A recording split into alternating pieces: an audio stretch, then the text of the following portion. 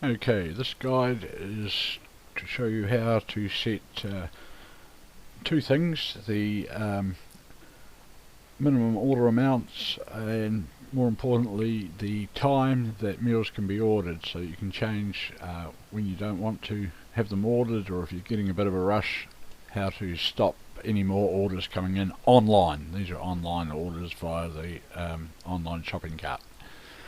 After having logged in, you obviously come to the dashboard here, which is your login area. Come down here, you've got to WooCommerce, which is the shopping cart, and we've got two options: minimum order and store hours.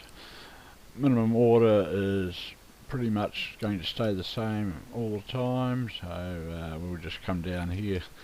At the moment, it will depend on each shop in particular. It's active. We've got it set at $14. Now note, this does not include any freight or shipping, so it's the minimum order even for pickup.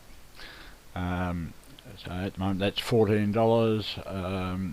So if it was a takeaway, whatever your cost would be on top of that, they can get that. This bit here just tells them, the customer in the shop, when they get their minimum order, if they haven't ordered enough, they might have $12.50 in their cart. Just says a minimum order of $14 required before checking out, and it also gives them their current total, which will say current cart's total is $12.50. So if you want to change that to $18 or $20 to do with deliveries or time of year, things like that, you just change that figure and click changes, save changes. No, that's a relatively easy one. The a bit slightly tricky one is the store hours. You can see that here. It's again under WooCommerce because it's a function of the shop, which is a WooCommerce shop. So we go to store hours. Click on that. Initial thing we see is it's currently open.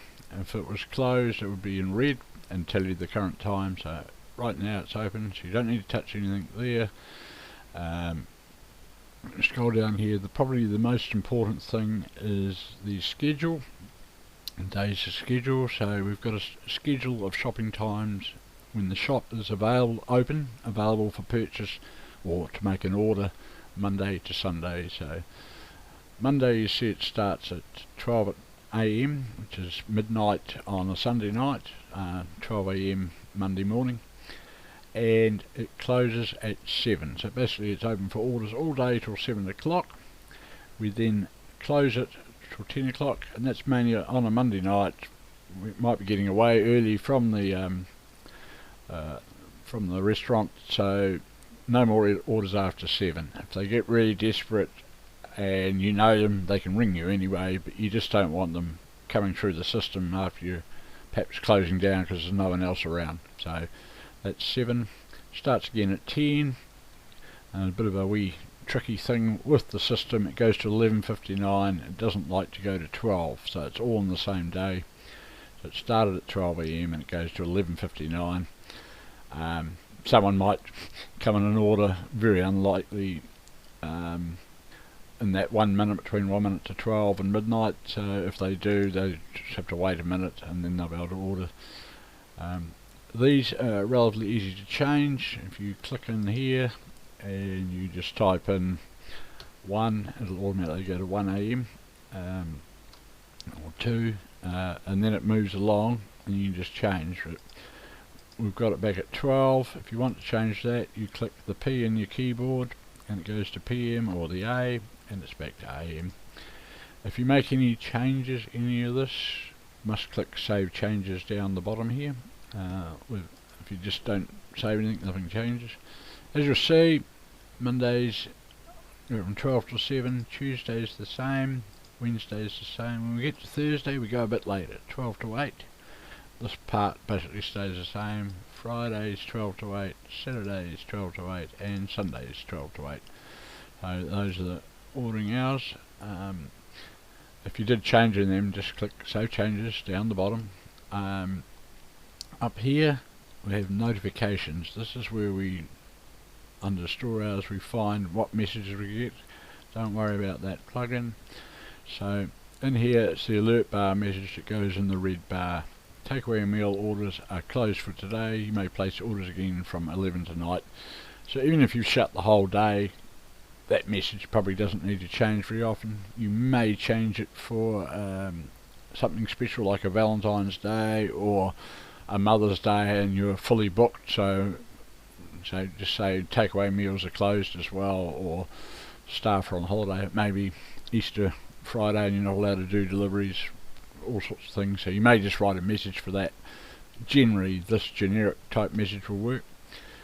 If you come down here, the font size is just to make the size of the message, and what colour the writing is alert bar colour, and that's white, and the background's red.